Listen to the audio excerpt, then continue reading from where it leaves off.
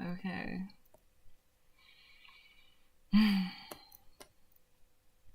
In harsh-edged echo, titans stir far below.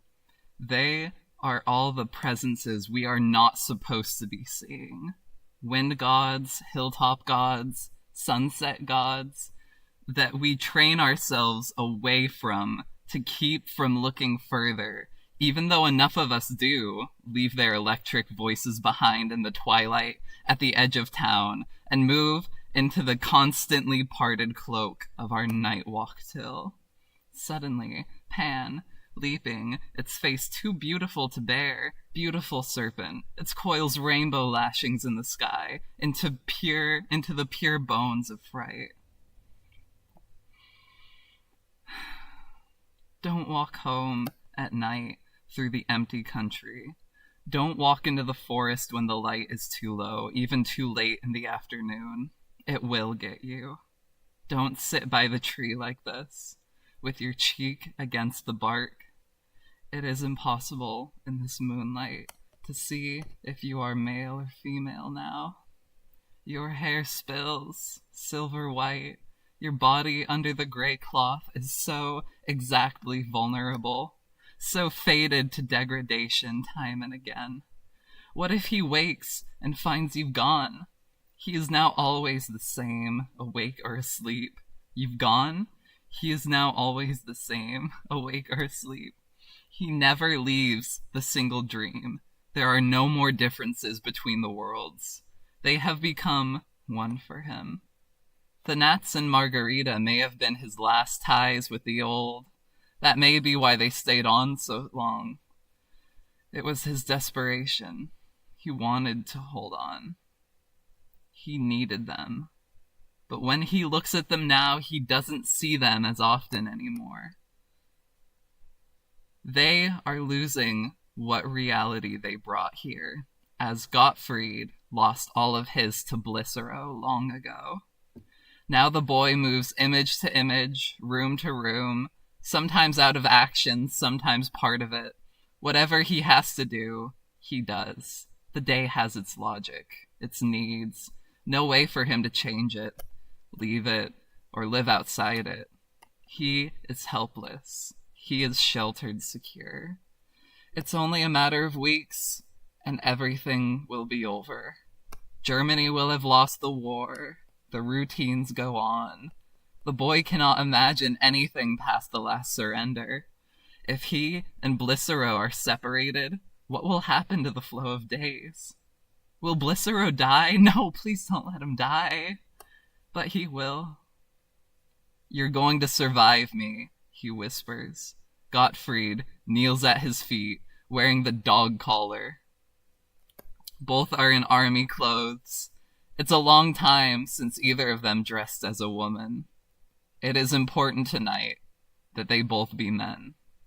Ah, you're so smug, you little bastard. It is only another game, isn't it? Another excuse for a whipping? Gottfried keeps silent. When Blicero wants an answer, he says so. It happens so often that he only wants to talk, and that may go on for hours. No one has ever talked to Gottfried before. Not like this. His father uttered only commands, sentences, flat judgments. His mother was emotional, a great flow of love, frustration, and secret terror passed into him from her. But they never really talked. This is so more than real. He feels he must keep every word, so that none may be lost. Blicero's words have become precious to him. He understands that Blicero wants to give without expecting anything back, give away what he loves, believe that he exists for Blicero, even if the others have all ceased to, that in the new kingdom they pass through now, he is the only other living inhabitant. Was it this he expected to be taken into? Blicero's seed sputtering into the poisoned manure of his bowels. It is waste, yes, futility. But as man and woman, coupled, are shaken to the teeth at their approaches to the gates of life, hasn't he also felt more, worshipfully more, past these arrangements for penetration? The style, garments of flaying without passion, sheer hosiery perishable as the skin of a snake, custom manacles and chains to stand for the bondage he feels in his heart, all become theater as he approached the gates of that other kingdom, felt the white, gigantic muzzles somewhere inside, expressionless beasts frozen white, pushing him away. The crust and mantle hum of mystery so beyond his poor hearing. There have to be these two, lovers whose genitals are consecrated to shit, to endings, to the desperate nights in the streets when connection proceeds out of all personal control, proceeds or fails, a gathering of fallen, as many in acts of death as in acts of life, or a sentence to be alone for another night. Are they to be denied? Passed over? All of them? On his approaches to it, taken inward again and again, Gottfried can only try to keep himself open, to loosen the sphincter of his soul. And sometimes I dream of discovering the edge of the world, finding that there is an end. My mountains Gentian always knew, but it has cost me so much. America was the edge of the world, a message for Europe, continent-sized, inescapable. Europe had found the site for its kingdom of death, that special death the West had invented. Savages had their waste regions, Kalaris, lakes so misty they could not see the other side. But Europe had gone deeper. Deeper into obsession, addiction, away from all the savage innocences. America was a gift from the invisible powers, a way of returning, but Europe refused it. It wasn't Europe's original sin. The latest name for that is modern analysis, but it happens that subsequent sin is harder to atone for. In Africa, Asia, Amerindia, Oceania, Europe came and established its order of analysis and death. What it could not use, it killed or altered. In time, the death colonies grew strong enough to break away, but the impulse to empire, the mission to propagate death, the structure of it, kept on. Now, we are in the last phase. American death has come to occupy Europe. It has learned empire from its old metropolis.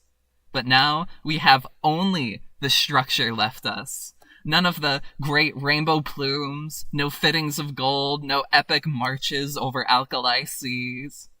The savages of other continents, corrupted but still resisting in the name of life, have gone on despite everything, while death and Europe are separate as ever, their love still unconsummated.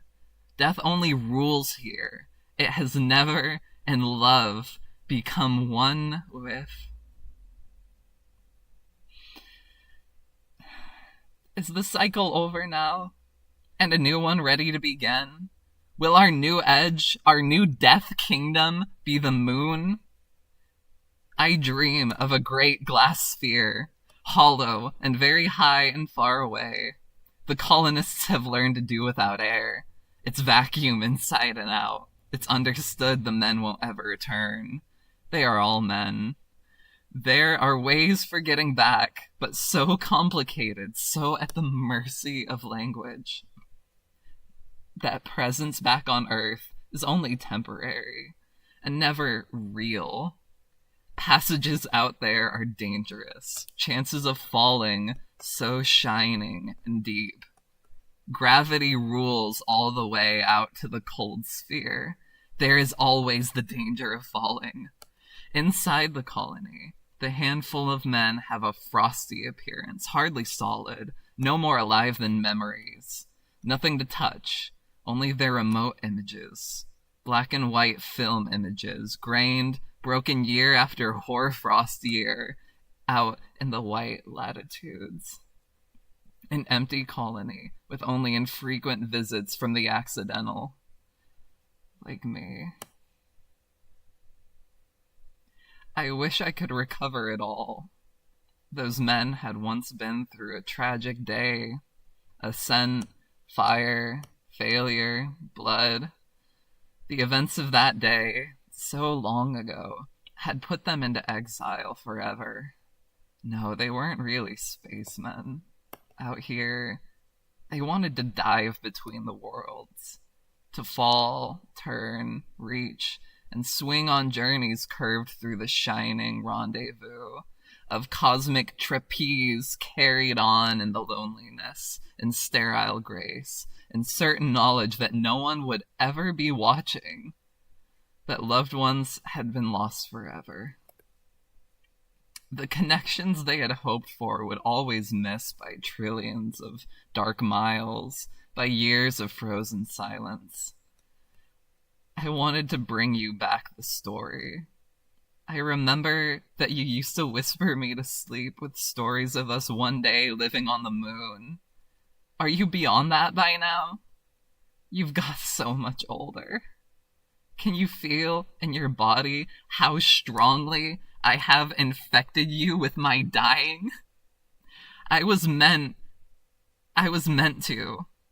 When a certain time has come, I think that we are all meant to. Fathers are carriers of the virus of death, and the sons are all infected. And so that the infection may be more certain, death in its ingenuity has contrived to make the father and son beautiful to each other, as life has made male and female. Oh, Gottfried, of course, yes, you are beautiful to me, but I'm dying.